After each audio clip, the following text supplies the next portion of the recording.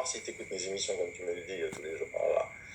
Qui me dit, et il faut aussi pas que ce soit sectaire, parce que je pense qu'il y a une limite d'âge, hein, jusqu'à 11 ans, c'est pas la peine de porter un masque, après 11 ans, on doit porter un masque. Et alors le gamin qui a redoublé, qui a 12 ans dans une classe, ou 11 ans et demi dans une classe qui a 10 ans, il doit être le seul à porter un masque ou pas? Ouais, pas non plus. Bon, je sais pas, hein, c'est son idée à lui, donc je lui dis, écoute, effectivement, j'en parlerai. Donc, faut pas se laisser faire. Et donc, écrivez au responsable de votre école, au directeur de l'école, au directeur d'établissement, pour avoir des explications. Moi-même, je vais faire préparer un courrier ce soir ou demain soir à mon chef d'établissement. Alors, elle me dit, j'enseigne dans le second degré depuis environ 15 ans, dont plus de 10 ans en tant que titulaire de l'éducation nationale, et j'aime mon métier quand je peux l'exercer en présentiel. J'adresse aujourd'hui ce message à tous les syndicats de l'enseignement en France afin de savoir lequel ou lesquels, soyons optimistes, se mobiliseront pour s'opposer à cette obligation aberrante de porter un masque à l'école. J'aimerais également savoir lequel ou lesquels soutiendront tous les professeurs, y compris ceux qui osent encore se poser des questions sur le bien fondé des mesures annoncées.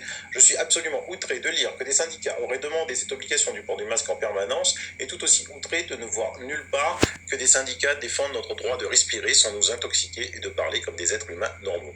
En effet, comment peut-on imaginer faire cours masqué à des élèves sans visage dont on ne pourra jamais apprendre les prénoms? Comment communiquer réellement avec eux si on se voit et s'entend à peine? Je ne parle même pas des cours de langue vivante. Comment accepter de manquer d'air et de respirer nos propres déchets toute la journée? Et comment accepter que l'on impose cela à tous les adolescents de ce pays? Comment l'accepter en connaissant les études qui démontrent l'inutilité et la dangerosité du port prolongé d'un masque, son inutilité étant même inscrite sur les boîtes? N'y aurait-il personne pour rappeler que les écoles sont fréquentées par des humains et pas juste par des gros tas de microbes et des agents infectieux potentiels? D'ailleurs, n'avons-nous pas de tout temps été exposés dans nos salles de classe à toutes les maladies contagieuses en circulation sans que cela ne crée de catastrophe? Exactement, grippe, gastro.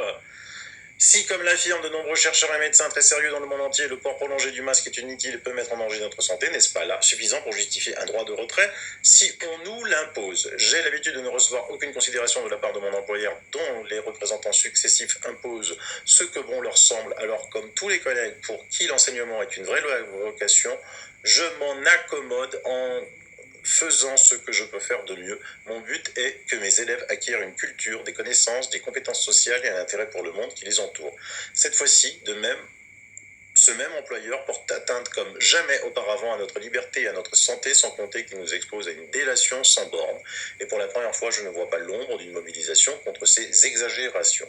J'ai suffisamment d'expérience en matière de gestion de classe pour savoir que ce protocole sanitaire ne permettra pas d'apprendre quoi que ce soit à qui que ce soit, car un adolescent qui pense à son masque ne peut se concentrer sur autre chose. Or, si le fait d'aller à l'école doit désormais se résumer à apprendre la méfiance, la peur et le respect des protocoles, alors, pour la première fois, je ne verrai aucune bonne raison d'y retourner. J'en reviens donc à mes questions de départ. Quels sont les syndicats? Blablabla. Bla, bla, bla. Exactement, elle a raison. Hein. Là aussi, voyez mes émissions sur la dangerosité du port du masque. J'ai encore un abonné qui a testé avec une machine. Vous pouvez le faire vous-même. Hein.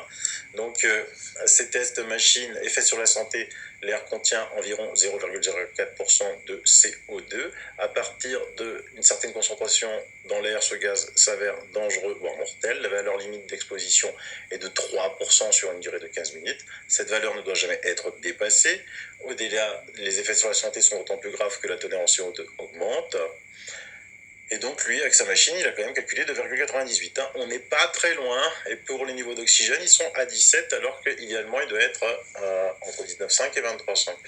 Donc, c'est des effets que je vous ai déjà expliqués, dont les dentistes américains ou aux États-Unis, le port du masque dans les États démocrates est obligatoire depuis bien longtemps, le voient avec un nombre de caries et de maladies parodontales évidentes. Ça va atteindre ensuite d'autres phénomènes parce que l'on sait qu'à travers les dents, on peut avoir des crises cardiaques, on peut avoir des AVC, ça c'est eux qui le disent, c'est pas moi. Du reste, il y a une affiche aussi à Lyon qui est assez bizarre. Hein. Regardez cette affiche, Lyon 7. C'est vraiment très très étrange. Hein. Mon abonné qui me la montre et dit je transmets l'information de la mairie du 7e arrondissement du Lyon au sujet des zones et horaires d'obligation du port du masque à l'extérieur. La première chose qui m'a frappé en voyant l'affiche du masque obligatoire dans l'espace public est l'expression de souffrance des yeux, des sourcils, de la sculpture. En examinant de plus près, j'ai remarqué que le masque ne recouvre pas le nez. Est-ce à dire que les Lyonnais sont autorisés à porter le masque sous le nez? Mais bien sûr, puisque l'affiché est comme ça, vous n'êtes pas plus intelligent que ceux qui vous le disent. Allez, je finis pour ce soir, sinon je pense que j'ai été long, j'ai pas trop regardé. Ah oui, un abonné m'a demandé de Colmar. Je mets les liens si vous voulez venir. Une journée des droits et des libertés. Berlin invite l'Europe et il y a des bus. Les Allemands ont fait des bus. Voilà, voyage en carte à Berlin. Mais il y a d'autres. Les gens de la télé qui se regardent contre le coronavirus. Ah ben d'accord, et tu t'es jamais inquiété. Toi sur le bord du... quelqu'un peut m'expliquer là? Hein, alors dans les maisons de retraite, on arrête la clim, ça véhicule le Covid, il faut mettre des masques. Sur les plateaux télé, ça véhicule pas le Covid, il faut pas mettre de masque. Non, non, non, non, non. Tu t'es jamais inquiété des gosses qui vont à l'école, Marc-Olivier Fogel. Tu t'es jamais inquiété des petits vieux dans les EHPAD, Marc-Olivier Fogel. Donc tu mettras des masques sur tes plateaux télé. Ou alors il y a 2 poids 2 mesures, et là devant la justice, eh ben, de 2 poids 2 mesures, c'est pas possible. C'est pas possible. Et par contre, vous avez Jean-François Delfrécy qui dit il y aura des contaminations à l'école, les enfants vont se contaminer, probablement quelques enseignants aussi, mais on va le gérer. Ouais, il a raison. Bravo, pour une fois, je lui dis bravo. C'est la première fois que je lui dis bravo. Hein. C'est un truc de fou. Quoi. On ne peut pas laisser cette génération d'enfants sans reprendre l'enseignement à distance. Ça fait le job, mais pas partiellement. Voilà. Mais sans masque. Contaminez-vous sans masque. C'est parce que s'il dit ça, de toute façon, le masque, vous l'avez vu, ça ne sert à rien.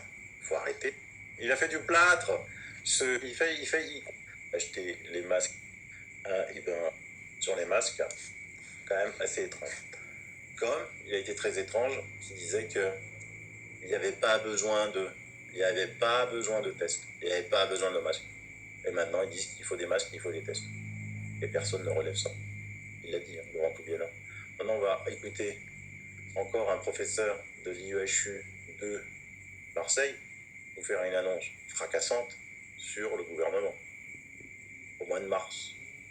Ça dure 1 minute 30, et encore cette patience. Moi, je vous dis à demain. Bye bye, bisous. Et puis, de toutes les façons, les réactifs Kiagen, pour ne pas les citer, on ne les avait plus.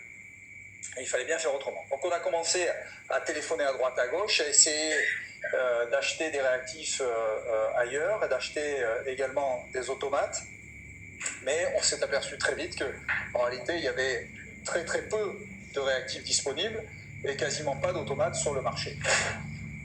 Et puis, coup de bol, autour du 20 mars, je reçois un appel téléphonique d'Éric Sellal, qui est un vétérinaire lyonnais, qui a monté une boîte qui s'appelle Biocellal.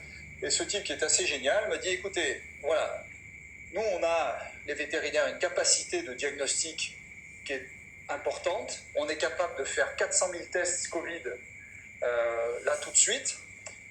On a proposé ça au conseil scientifique du gouvernement. Ils ne nous ont même pas répondu. À un moment où personne n'était plus capable de faire le moindre diagnostic en France.